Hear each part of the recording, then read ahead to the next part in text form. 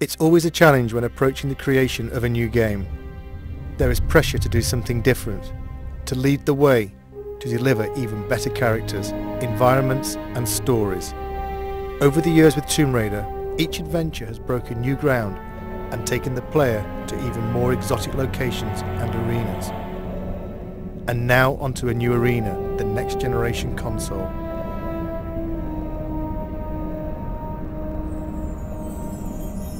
Our vision is to take the player somewhere dark, a place they might not necessarily wish to go, but a place that they'll have to venture if they want to bring Lara back.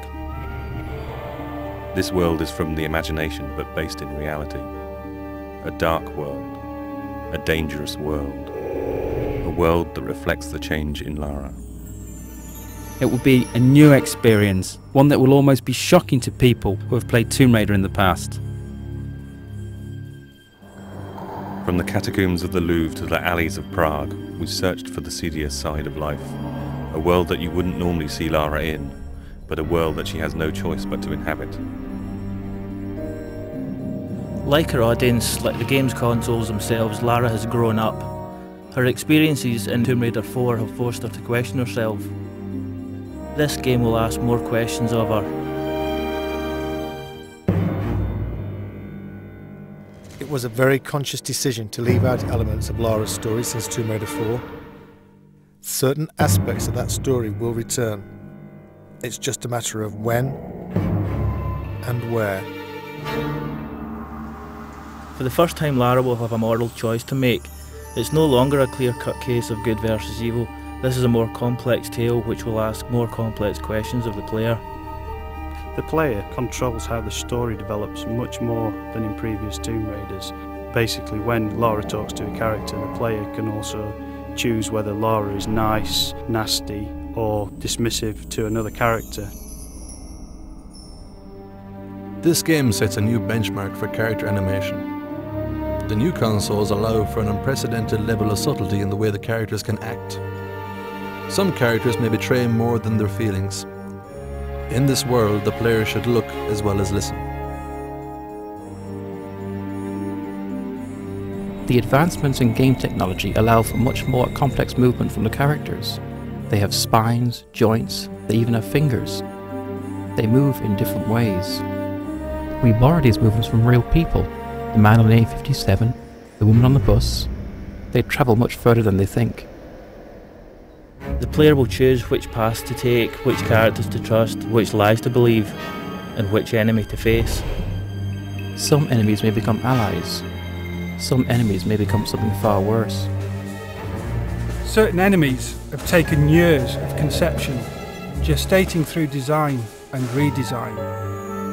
I am the first to see them born, the first to guide them through the early stages, their first steps, their first kills, until they are finally unleashed upon the world.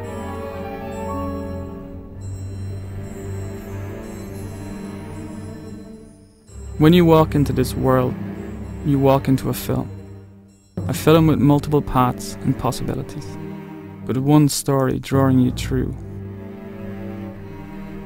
This world begins in an act of darkness.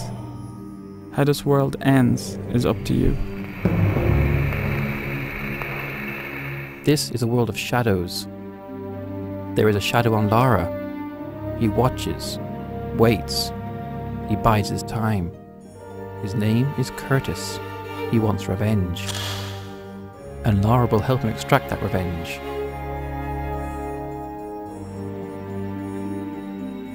For the first time, there is another playable character in Tomb Raider.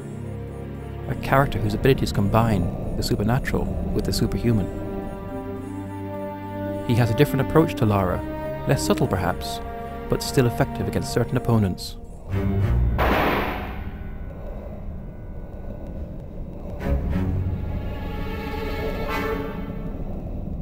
It's a much more intelligent game for the enemies as well as Lara. The PlayStation 2's got much more power to process enemies doing much more complicated things. The enemies in the game have evolved. They will work together. Notice when another enemy is killed and react accordingly. These enemies will pursue Lara. They will not stop. They have not stopped in 600 years. The Monstrum, the Cabal, Eckhart. An unholy trinity guided by an unspeakable force. Their origins lie in the annals of alchemy, not in its purported search for the secrets of gold, but in its real search for the secrets of the atom. If you control the atom, you can control life. You can create life, and you can steal life from others.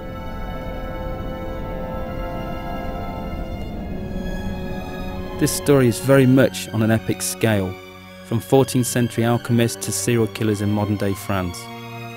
To create something on this scale, it was necessary to take the ideas and production values from the film industry, in the way they research the subjects, the backstory they create for their characters, and the depth of the visuals.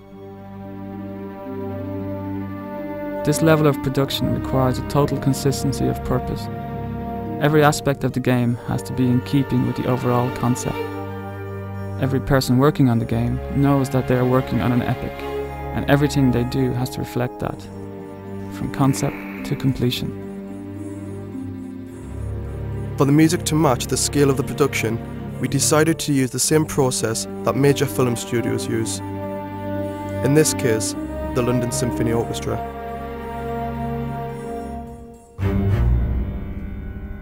It's an overwhelming thought having your music played by 84 of the world's top musicians, but the effect of the music when playing Angel of Darkness will be well worth the shredding of our nerves.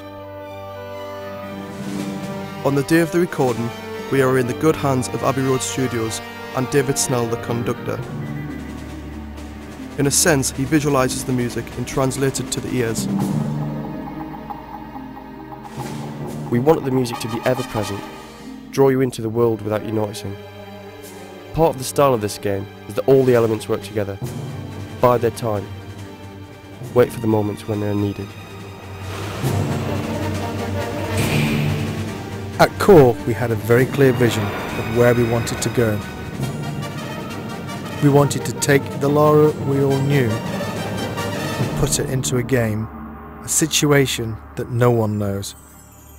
Tomb Raider has always set the benchmark for games. This game will be no different. Some may see elements of various filmmakers, such as Luc Besson, David Fincher. Some may see elements of various artists, Grunwald, Bosch. All will see something they haven't seen before. When we wrote this story, we wrote a book. This game is only the first few chapters of that book. This game opens a lot of doors and only closes a few of them.